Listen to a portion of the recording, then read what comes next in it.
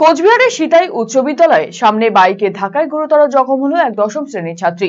সোমবার দুপুর নাগাদ ঘটনাটি ঘটেছে সিতাই ব্লক প্রাথমিক স্বাস্থ্য কেন্দ্রে চিকিৎসারত গুরুতর আহত সিতাই উচ্চ বিদ্যালয়ের দশম শ্রেণীর ছাত্রী মধুমিতা বর্মনের বাবা মানব বর্মন অভিযোগ করে বলেন, সকাল 10টা নাগাদ যখন তার মেয়ে বিদ্যালয়ে ঢুকেছিল সেই মুহূর্তে বিদ্যালয়ের গেটের সামনে ঘটে এই দুর্ঘটনা।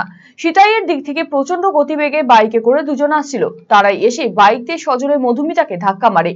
তখন মধুমিতা রাস্তায় লুটিয়ে পড়লে তার পেটের ওপর দিয়ে বাইক চলে যায় এবং কিছুটা দূরে নিয়ন্ত্রণ হারিয়ে বাইকের চালক এবং আরোহী রাস্তায় ছিটকে পড়ে, তারাও আহত হয়।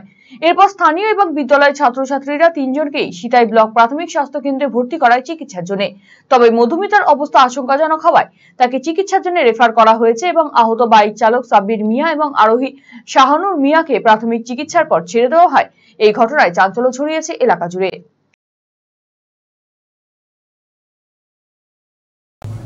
আজকে স্কুল যেতে এই ঘটনাটা কটার সময় হয়েছে?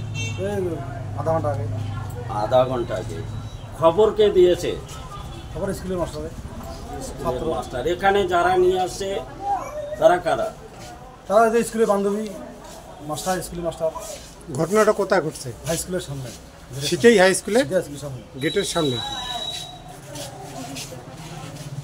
আপনার মেয়ের অবস্থা এখন কিরকম? অবস্থা তো সামনে শেষে অসুবিধা, বাইক যেমন তার মধ্যে মাঝখানটা দিয়ে যায়।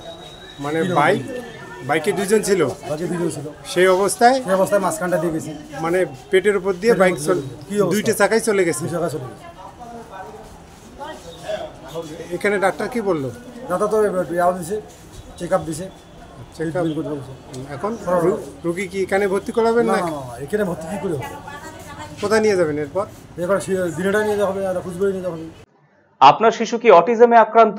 বয়স উপযোগী কথা বলছে না, ঘাড় শক্ত হতে, বসতে বা হাঁটতে সমস্যা হচ্ছে, অধিক মাত্রায় চঞ্চল এবং মনোযোগের অভাব হচ্ছে, ডাউন সিনড্রোম রয়েছে, বন্ধু বান্ধবের সাথে মেলামেশা করতে সমস্যা হচ্ছে, লেখাপড়ায় অনীহা দেখতে পাচ্ছেন?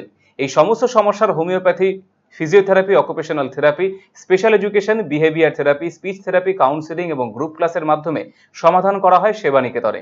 সেবানিকেতনের ঠিকানা উকিলপাড়া রামকৃষ্ণ সরণি, রায়গঞ্জ। Mobile number 7001564854, 9932716619।